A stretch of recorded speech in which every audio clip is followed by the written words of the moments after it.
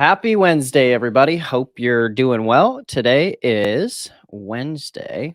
My gosh, Wednesday. I'm trying to bring up on my phone. Oh, here we go. Wednesday, December 21st. Boom, 8:02 a.m. here on the west side of the United States. It's 10 a.m. Eastern. We always go live at 10 a.m. Eastern on our Facebook fan page. So if you're looking around trying to find out where do I watch this dang show, it's on our Facebook fan page every single day. You can also find us on YouTube. Hey, we're also, if you just prefer to listen, you can go to Spotify, you can go to Apple Podcasts. Pretty much anywhere you would find a podcast or some sort of show like this, we're probably on it. And you can also, I think, watch on Spotify too. They have a new video feature there too. So if you would like, you can text WUL to 813-296-8553. Every single morning, you'll get a short little text message from us when we go live. And that little text message will give you a little link. All you got to do is tap it. It'll take you straight into Facebook. Hit play, and you'll be immediately transported into our live, and you can watch along with us. If you can't, we have somewhere in the range of 600 replays of these shows from the past few years, and we do it's absurd. We do these every single day, holidays, you name it. Sometimes on a holiday, maybe on Christmas or something, we'll pre-record it in advance, but we're still gonna hit go live even on holidays, and that's just because we want to bring you the best possible inspiration, motivation for your day. So without further ado, let's talk about one of our guests. Today we have on Brittany. What up, Brittany? Hi, how are you? I'm good. Thanks for coming on the show. Where are you tuning in from? From Michigan. Michigan, right on. Cool. Very cold up there. Oh, yes. Nice. Well, tell us a little bit about how you found Legendary. You've been creating content for a little while now. Just tell us a little bit about, you've got different niches that you're creating content in, and I'd love to hear about, first of all, your journey to Legendary, meaning like, you're a full-time stay-at-home mom, which is a full-time job, and you left your corporate job to stay home, and then you found ways to make money on the internet. And I'm just curious how that led you to Legendary Marketer.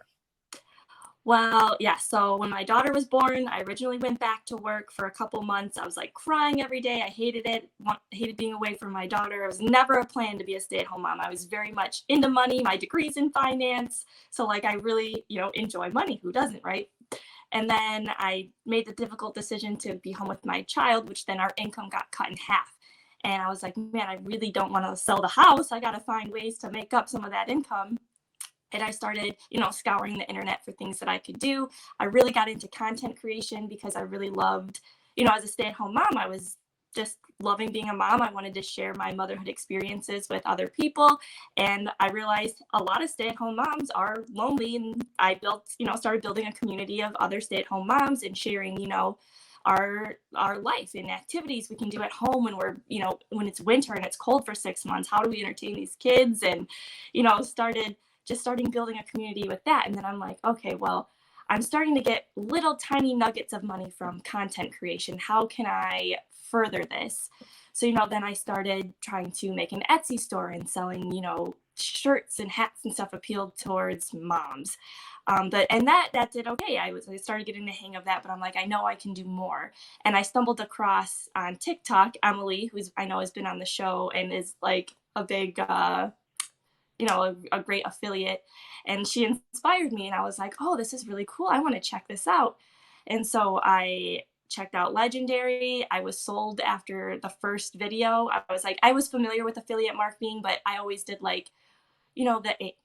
little tiny small commission affiliate type stuff or things. And I'm like, I know I can take this and do more with it. And I never had an email list before learning, going through Dave's program. And I'm like, I never saw the value in it. I've heard about it, but then after watching him and watching, the step-by-step on how to get a landing page and an email list, I was like, this makes so much sense. Why have I not been doing this all this time? And now, Right. like 2 months, or not even a full 2 months yet, I have combined email list of over 1,000 people that I can reach at my fingertips all the time. I'm like, man, this is so cool. So that's kind Mhm. of been my journey to finding Legendary, and how I started making significantly more income once I started implementing his steps and his programs. Wow, really cool. And it's super cool because we have a lot of people who come into our community who are brand new, right? And they've never heard of even the idea of like building an online community or making money on the internet, right? And it's also cool to hear people who maybe have tried something or tried a few things or have a little traction and then are putting additional pieces together and finding value in our training in ways that are maybe not as common for people who haven't ever tried anything, right? Mhm. Which is super cool. So you've got that email list rocking. You've got kind of multiple different pieces that it's like a little puzzle. It's Right. we have this thing at Legendary called the puzzle process. It's like an internal training thing, but it's kind of putting the pieces of the puzzle together. And it seems like at least for a big portion of it, the challenge kind of helped put some of those pieces together. Is that right? Absolutely. And Cool. along with putting some of the puzzle pieces together too, when I started growing my mom community and realizing I had all these stay-at-home moms, I created a second account that was teaching moms how I was making money on Etsy. And then after Dave's program, I'm like, I bet the programs I use for Etsy have affiliate programs. And sure enough, that's when I really started. I'm like, I'm going to sign up for these affiliate programs. And now, when people are learning how to make money Yeah. using my Etsy programs, I get paid commissions on that too. So it's really like I'm like using the same processes for different things. So it's really cool. Crazy. Crazy. Yeah. It's wow, what a cool journey into figuring out there I can't think of anything that's more freeing and empowering than discovering additional ways to monetize digital assets. Like there Hmm. because there's infinite amounts of ways that you could do it and yeah, it's just crazy. So when you came into our community, now I've got a couple different accounts that you pointed us to. For instance, making money with Mama, and Hmm. also that Bam Fam. And so, tell us a little bit about tell us a little bit about the different styles of content that you're creating and different accounts that you've got, and kind of just what's the purpose of them and because this will help expand our audience and our community's mind about what's possible, I think. So Hmm. tell us a little bit about the different kinds of content you're creating a lot of content and it's Creating a super lot of content. creative. It's super Um, cool. Thank you. So my motherhood niche that I started on, I'm more all about just trying to be relatable to moms and trying to build that community of moms. So, like I kind of mentioned a little bit Yeah. earlier, a lot of my content is geared towards like humor, a lot of entertainment purposes, things that moms can relate to that are like, oh man, my kid does that all the time. It drives me crazy. Or, oh yeah, that's Right. relatable. On top of, I like to provide some sort of value in terms of I love doing activities with my kids. I've always been very hands on. And I think a Cool. lot of people are looking for ways to entertain their children that's not just a screen all the time, and eh, Yeah. finding some things that are going to help their gross motor skills or help develop their speech. And my daughter went through speech therapy. I learned so many speech activities through my therapist that she told me, you can share whatever. So I was Mm. loving to help other moms connect with their children. And I'm all about building a bond. How can we build bonds with our kids, and how can we uh, increase their development and help them grow. So I started posting a lot of Yeah. entertainment, a lot of activities, and things like that. And then when I found Dave's program, I started realizing, that there were in I would have like sponsorship opportunities here and there. I just personally don't care to do those because I don't feel like they feel as authentic. Where affiliate marketing, I choose what product to promote, and you know what I mean. It's Yep. something that I actually use and that I love and I feel passionate about. That's why I prefer affiliate marketing so much more than any other, kind of income stream with content creation. Sure. Um, so Yeah, that's how, and so totally. people really took to my activities. They really took to the humor of parenting. And I started building a community that way, and started being able to promote certain activities I would use, that I would, if I bought a certain toy that would enhance the development and that I can do on a daily, certain puzzles, things like that, that I could do with my kids, and then I could get commissions when people would want to buy those puzzles or use those activities too. And then through my other account, Making Money with Mama, is when I started teaching people how to use Etsy to make income from home as a stay-at-home mom. And people really like that too. That it's a lot more informative way of communicating with an audience, rather than like entertaining, and it just providing a different kind of value. So I'm more informative. I still try to be high energy, I still try to be relatable, but it's Yep. more of, let's educate, let me help you make money, rather than, hey, let's have fun with our kids together and act like we're hanging out over a screen type thing. Sure. Yeah, totally, totally. Wow.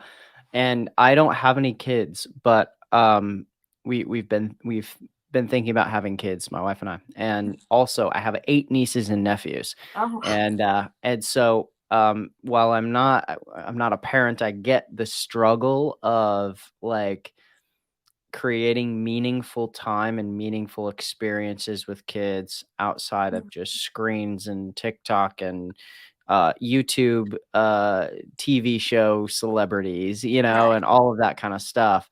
And so, wow, that's super cool and really needed. And from what I've seen, that type of community that's really niched into something that's meaningful, Hmm. those communities tend to grow, but some of them grow fast. A lot of times their growth can be a little bit slower, but what happens is it seems like those communities grow stronger. And so they sort of there's this bond around something that just means a lot to people. Hmm. And for instance, with moms and their kids. And man, that's really powerful. That's cool. And I really love too, I don't know. This just comes to mind and I don't really know. I obviously am not a mom, so I can't speak on this like fully, but I do just think a lot of times when I hear of stay-at-home moms or even dads these days, who are, you know, they're at home but left a career. For instance, yours was in finance. Um, Left a career that was important to them, that they loved, that felt meaningful, and, if you think throughout history, a lot of times, um, think of all of the people who left jobs that they loved and really never got them back because there wasn't a way to make extra money on the side Right. or something. There wasn't the internet, and it is just so refreshing to hear how people are finding the outlet for that fulfillment and being Mhm. able to make extra money too while being with their kids and being at home and unleashing some creative energy too. And man, that's just such a cool thing to hear. So thanks for sharing that. Yeah, I feel like it gives me a little bit more of a purpose and identity outside of being, a lot of stay-at-home moms kind of end up feeling boxed into to being just a mom. So having Yep. this side hobby business income, makes me feel like I have additional value. Especially, it was a hard to go from working all the time to taking a big hit financially, and it feels good to be able to help contribute. Totally. That makes perfect sense. So now that how long have you been doing that? When did you leave your job? I left my job in 2000, or it was actually exactly 3 years ago, because my last day was right Ah, around Thanksgiving time, okay. of 2019. So 3 years ago. And Wow. that's when I kind of started getting into really the content creation, and starting to try and build a community. But I wasn't very consistent at it at first, because at the time my husband still had a really good job. He's now switched careers to something he Cool. loves to do, which is great. But it was Awesome. also a pay cut. So now that's when I really started being like, okay, I'm going to hone in on this, because I know I can do it and I know I can Sure. succeed. And then that's Sure. when I really started to see the growth, when I started being consistent and I started focusing on it, and I started putting aside, I started chunking and blocking out time where I'm like, all right, I'm going to get 1 hour done after the kids go to sleep. I'm going to just block out all distractions, and I'm going to power through, either make 5 videos to post throughout the week, or, whatever it is that I wanted to chunk out during that time. And putting Sure. aside that time, I feel like has been so important into being consistent, because I feel like that can be the hardest part sometimes, is staying staying active with it. You know, you might want to get lazy, or you get sick or something, and you're like, oh man, I've been sick for a week, I don't want to work, and then you got to get try and get back into it. Or now I block out the time, I get ahead for like 2 weeks, and then if something comes up or I just want to relax for a day, I can, I have stuff on autopilot ready to go. Yeah, so smart. I too am. Well, yeah, that it just brings to mind something I'm thinking a lot through about the blocking of time. That's funny that we are having this interview because I really enjoy big spans of time that are open and sort of whatever, unregulated or whatever. But I'm just finding that that's not a super feasible way for me to work these days. And Mhm. so I'm having to think through those blocks of time and how do you block out certain time? How do you make sure that what you've got on maybe a to-do list or maybe just in your head about, I have to create these pieces of content every day, and how do you execute on those? My guess is, what do you think? My guess is that probably becoming a parent and being a mom, you're a little bit forced into it. Is that Mhm. right? Yeah, for sure. You're very Like, routine oriented. right, right, right, yeah. It's like, "Hey, there's only so much time in the day, like, I absolutely have to like, this is it. This is my block. This is my hour. I gotta Right. get this And done, that's or why it's I've not even gonna talked to happen." my husband. I'm like, all right, this is my block. I'm like, if you can help like put the dishes away or something, like that would be super helpful, so that it's not in the back of my mind, like worrying about it. I just want to focus in on this. And he's been Sure. super supportive through all of it and very helpful. So Cool. I've Wow, been that's great. Yeah, we always talk we kinda joke, but we always talk at Legendary about how, it's sometimes can be tough to get the spouse to support or the spouse Mhm. to sort of, like, really, like, buy into the pipe dreams that sometimes we entrepreneurs have or whatever, Right. um yeah, we always joke about, "Hey, wanna know the number one way to get your spouse on board is just make a little bit of money." And Yeah. then they're suddenly like, "Hey, I got it. I can do the dishes. No problem." Right. It's like, Exactly. I can help. No problem at all. This is great," so did you find that you were entrepreneurial, do you have sort of existing entrepreneurial energy, or was it sort of just by basically by force that you were like, "Hey, I have to like, this is the way for me to make income and stay at home with my kids." So it was like a learned skill, or did you have a little bit of entrepreneurial energy and firepower before, having kids and stuff? I think a little bit of both. I've always Okay. been a little bit in the entrepreneurial mindset because my father, he owns his own business now. He's always wanted to own his own business, and then he finally did it, and he's been very successful. I've been so proud of him. And he always tells stories of Cool. when I was a little kid. I would go to the Toys R Us or whatever, the toy store, and be like, $4 seems expensive for chalk. I think we can find it cheaper somewhere else. And my dad's like, you're four. What do you know about the price of chalk? Things like that. And I would Right. always go to my grandparents, and I would be like, I can sweep your floor for $3. And so I've always been just like looking for ways to make extra money and try and, work for money type thing. It's just Hustling. yeah, I've just, ever since I was a kid, I remember being like, I'll sweep your floors for $3, grandma. I love that. And then as I got older, I did well in school. Like I said, I got my degree in finance because I've always been I in love with the idea of money and making money and how to help other people make money. And then when I took a step back to be a stay-at-home mom, I just still had this like, man, I just know I can still do something. Yeah. And then I did put in a lot of learning to get where I am, to learning how to make content, learning how to get people to buy what you're selling, how to relate to people, some psychology behind content creation and building relationships with people and things like that. So I do think while I had some natural, wanting to be an entrepreneur spirit, I also spent a lot of time reading books, watching Mm. videos, taking courses like Dave's, and learning to be where I am too. Yeah, totally. In those early days, you said something there. In those early days, what do you think when you were learning all of how to create content and stuff? What what do you think was instrumental, or what was really valuable to you? What were you doing in those early days? Like, were you, just looking at other people's content in your niche? Were you like just sort of daydreaming? Were you scrolling through and kind of watching what people were doing? I mean, how did you go from, everybody has their, I always say everybody's got their day zero, like Mhm. 0 followers, no activity, no nothing. Sometimes I'll pull up Gary V, who has millions of followers on Twitter. Mhm. Sometimes I'll pull open his account and then I'll sort it, go to the oldest to newest. Right. And his, for a year or so, a long time, he was posting on Twitter, replying to people, and there was just nothing. Just Mhm. no replies, no retweets, no likes, no nothing, just talking to himself, That's you know? basically how you have to start. You have to act like Yeah, you and already have the following.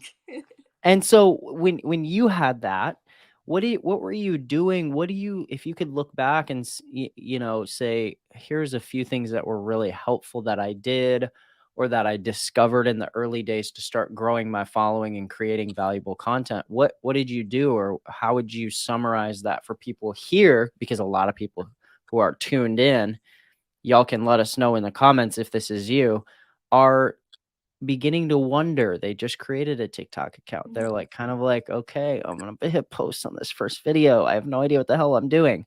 What can they do, or what did you do that might help them begin to build their following? I think being very specific with your intentions, just to start, being very specific and niche down, I think helps Mm, you grow a lot faster than just posting broad.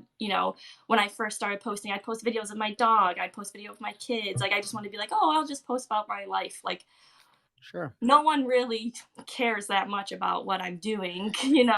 I gotta find a Sure. way that's gonna appeal to people. The most important nugget of information I've learned is to create videos that people want to share with other people.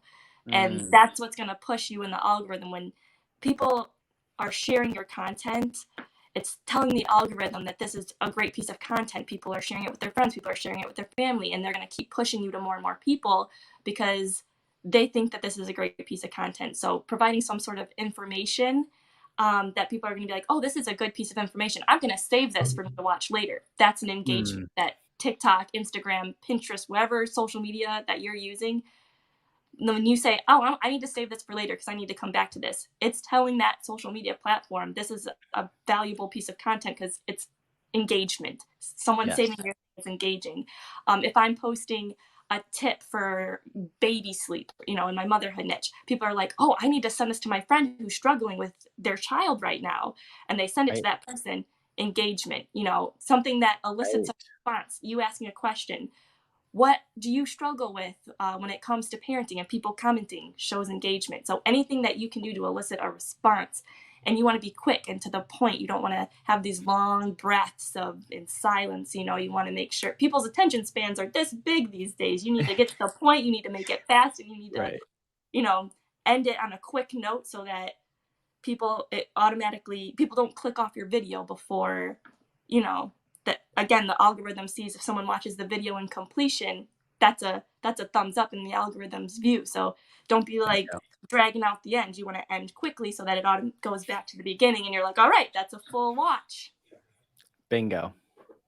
Totally. I hope that all kind of Totally. makes sense. I know that was kind of long-winded, but I've learned so Oh, much about social media, so I have a lot in my mind about it. oh, it makes perfect sense. Yeah, that's amazing. I think that the piece specifically about, creating short to the point content that's super niche down, right? Speaking Mhm. to exactly your avatar. And it is a little interesting because a lot of times people are like, well, for instance, here's a good example. Let's take out Seth's comment here. That's what I'm currently struggling with, is imposter syndrome, right? And I'll tell you how I kind of respond or reply to something like that, and then you can kind of tell me, your thoughts. But a lot of times, when we have this imposter syndrome, the number one way that I think you can deal with that is to think of yourself on social media more as a reporter. So for instance, some of your most viral videos, I happen to see a couple of them, like Etsy shop advice, right? Or Yeah. like part one and part two about stuff like that. And I think that viewing yourself as a reporter style marketer as opposed to an expert style marketer, like a lot of CNN, Fox News, all these different news organizations, they're not the experts. They're reporting about experts. They're reporting about the news. And a lot of times people don't see that through that lens of how they could do that, but it helps because it removes all of the requirements of you to be this big stand-up expert who's got it all together. And you can report on things that you're learning. You can report on the results of other people.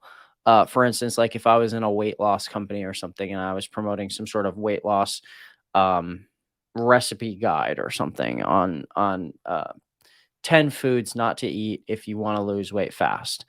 Um, and it ultimately promoted some sort of company. I could go to that company's website and look for some testimonials to report about, and I could look for people who had gotten crazy results and I could say, hey, look at, and I could do a green screen and I could do, because I also saw you did some green screen videos. You could do a green screen and have the article above you and be like, look at this article. This is so cool, and actually be like a green screen, whatever weatherman or something in front of the green screen, pointing around and talking about different things.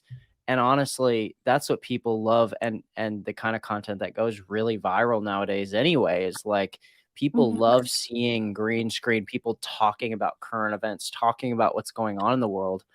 And I think there's just lots of opportunity for that. What do you think about that, or what's your take? I agree a lot. And on a side note, using green screen and TikTok features also will help TikTok push you in the algorithm because they want you using the Yes, things that they create. Um, exactly. and in terms of imposter syndrome, I agree. You just have to, the term, I don't want to say fake it till you make it because I do think it helps to have some sort of knowledge background, but Yeah. agreed. A reporting style type basis, I see so many TikToks, YouTube videos, all sorts of things being like, look how this person made whatever $3,000 this month, and then explains the technique because obviously we can't be experts in 50 different ways of making money online, but we can share Right. them and Right. start building trust and start building that, community. And then when it comes to pitching what you do know about, people are going to trust you. Exactly. It's so true, so true. And I think, oh wow, what a gold nugget there. Using the tools that are already built into the app. I mean, Mhm. using green screen features, using funny filters. I Mhm. know the one that's always funny to me is the one that's like, the huge head one. Oh, I Um, love that. it's those videos get me every time, they're so great. But using stuff like that, with, like, a funny joke and stuff, like, I always see those going viral. Using green screen, using Stitch, a lot of Mhm. times people are confused or overwhelmed about how do I create a really great hook? Well, if you see a video that has 14 million views or something, there's a good chance that video went viral for a reason. There's a Right. great hook, and you could, um uh, a while back on one of our Thursday business blueprints webinars, I opened up the TikTok app. Sometimes I'll do this on the blueprints webinars. I'll actually open the TikTok app live on my phone. I'll share my phone screen, which can be a little dangerous. And then and then I'll go into TikTok and I will actually create a video. Like we'll search out a certain hashtag, find whatever's trending there. So this mom, basically a homeschool mom, was teaching about homeschool strategies, whatever. And I did a stitch with her, totally disagreeing with her. I had no idea what I was talking about. I was just kind of making it up, but just like kind of just railing on her, just like, this is a bunch of BS. Like you don't even know, and just kind of like creating a little controversy. Yes. And my point was like, look, this is a feature built into the TikTok app because they want people engaging with one another, spending more time, having a little bit of like back and forth controversy or like funny or basically stirring human emotion up a little bit to keep them Mhm. on the app. And so I love that point of using the existing features inside of the app and not going out. I would add on to that point by saying not going out and using like a iMovie on your Mac to create these really curated, edited videos that don't look native to the platform. Your videos should look native to the platform. They should look like they were made in the TikTok app because that's what people are used to. And as soon as they see something that's abnormal, um, for instance, a couple weeks ago, this girl was saying, um, is a client of ours. She was saying, you know, my TikTok account isn't growing. And as soon as we looked at her TikTok account, I noticed that she was using this font from the app CapCut, and it just looked like this weird, um, like a kind of an old Android phone native font. It was like kind of cursive-y a little bit. And I was like, this doesn't look like it was made on TikTok. And Right. people, as soon as they see that, they're just like, the emojis are all weird. And it's like, they just know to scroll. Like it's embedded in our brain. It's like, this is some marketer or somebody's trying to Mhm. their intuition, their alarm bells are going off. And so, man, that's a big point. It seems obvious, I think, to me and you maybe, Right. who have been on the apps for a while, but from a creator side, for people who are newer, wow, what a gold nugget. That was really important and really key. For sure. And I know from my personal experience, the videos that I've tried to make, that I was like, okay, I'm going to spend a lot of time on this. I'm going to film it outside the app. I'm going to edit it. I'm going to put like nice captions. And I spend like an hour on one video, like crickets. And then, but when I post, something that's 20 seconds, then people love it, or, it's packed with value. Yeah, I agree. Some people just like what they're familiar with.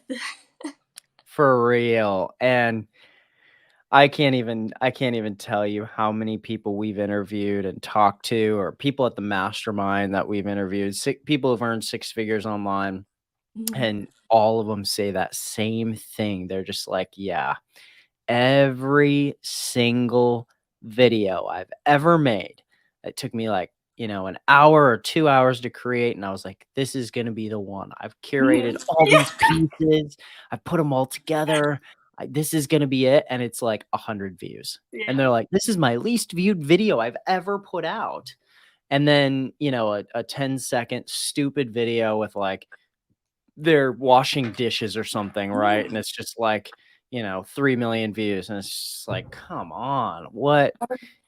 One of my videos in my motherhood niche that did the best in terms of bringing me affiliate income was literally just a 10-second video I already had in my phone. I didn't even record it for the purpose of just my kids riding a train together, like a little rideable train. And then people went berserk over this train, wanting to know where I got it, where they can find it. And I'm like, all right, let's look at the affiliate program for this. And it got over 1 million views, and I think got 8,000 clicks, and that's just to the affiliate. I'm sure there might have been people that went and found it themselves or did whatever, but 8,000 clicks just to my affiliate link from one 10-second video of my kids just riding along on a train together. It's crazy, but It is crazy. it was what people were looking for. Especially, it came at a good time around Christmas time. Yeah. Oh, and wow, another gold nugget. Here's the interesting thing, I think, is once you start to see, like, what I just heard you say is something that will change how people think about creating content, because a lot of what people use, in terms of, like, for instance, one thing that's really popular right now is using like a text wall. So like Mhm. it's a video of them doing something normal, but there's like, two paragraphs of text, and the Yes. video keeps replaying and replaying and replaying Mhm. and replaying, and they get millions of views from it or whatever. But um or they just put some sort of captions over something, right? And so while they're out like just doing normal life, right? They got their family or whatever. They're just taking a 10-second clip or a 20-second clip, maybe walking into the grocery store or going to the park or whatever it is. If it's like weight loss or something, going into the gym or walking into the gym, and like they might even just film the treadmill thing, or Mhm. whatever. And and just grabbing tons and tons and tons of these types of videos throughout their whole day, just little bite size, bite size, bite size. And then you can go into the app at the end of the day, sit down for 30 minutes and just create 3, 5 pieces of content. And it doesn't, here's what's revolutionary, I think, is it doesn't require that you hold up your phone and you just be like, "Hi, good to see you. Welcome to my channel." You know, Right. you don't have to do that anymore. That's so mind-blowing to me because it's just so simple to create content these days if you see it through the lens of, "Oh, I can creatively put clips out that tell a story and use text and headlines on my video where I can generate millions of views, thousands, hundreds of thousands of followers, um, as a total beginner." It's crazy. Right. It's out of control. Especially if people at the beginning, it can be a little intimidating to like film yourself on camera. Like you feel kind of funny talking to your phone. And I totally Mhm. get that. Even like I've been with my husband, we've been together since we were 14 years old. I still can't film a video in front of him if I'm talking. And even when he's watching my videos next to me, I'm like, can you not watch these right now? These are for like strangers on the internet. And I so love I it. get that it can feel embarrassing and awkward if you pull up your Sure. phone and you're talking to yourself. So having those new ways Mm. of not having to do that and still being able to build a community until you start gaining some comfortability on the app, I think is such a great way to start too. Such a great way to start. Such a great way to start. You can get rid of imposter syndrome, you can get rid of Mm-hmm. fear of being on camera, all kinds of stuff. Man, if I was getting started, I'd go and buy a $5 to $10 tripod off of Amazon, Mm-hmm. and I would have that thing on me at all times. You can set that thing up. Heck, you can say, I got a little water bottle sitting next to me. I could set my phone up against my water bottle, turn on my camera and just kind of look at it. And I could like point, like make 2 Right. points and then like make a 10-second video that's just like got a little, words moving around on the screen or whatever. Mm-hmm. But man, I'd get a little tripod. I'd bring that with me everywhere and, set that thing up.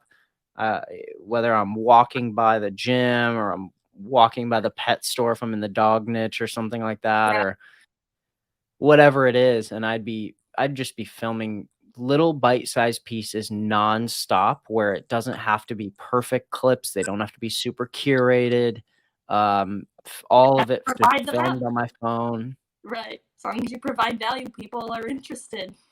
Totally, totally, wow.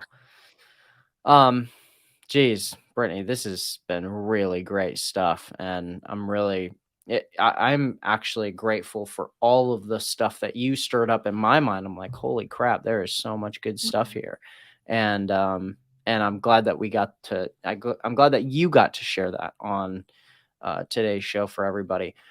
For people who are new, I'll give you the last word today. For people who are new, for instance, lots of people watch this show.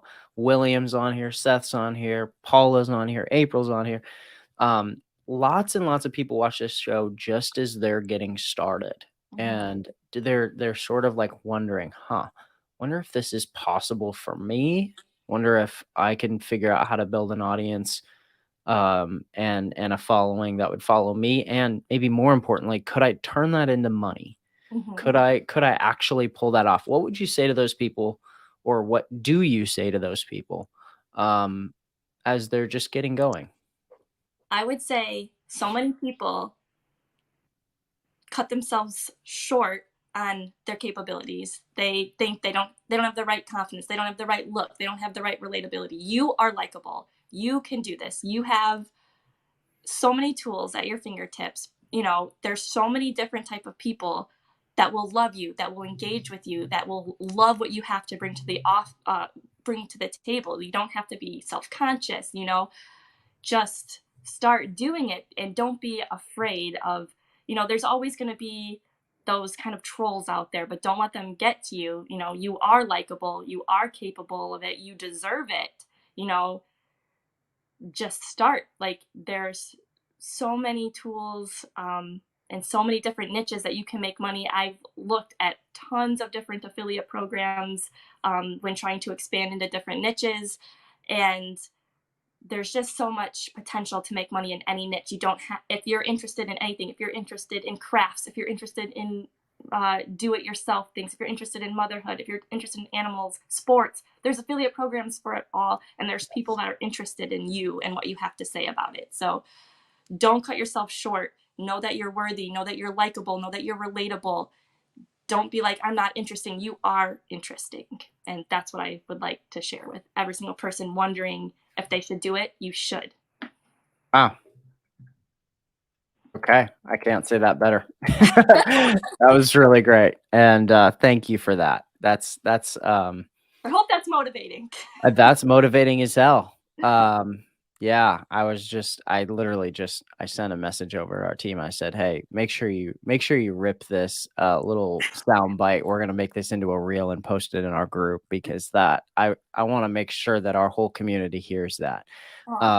And I think it is very true. There's people across all different niches, industries, and the main thing that you have to do as a marketer or, affiliate marketer, digital marketer, whatever you want to call it, is you have to be able to create some form of value and entertainment for people. And that's really it. Create a little bit of a fun environment for people.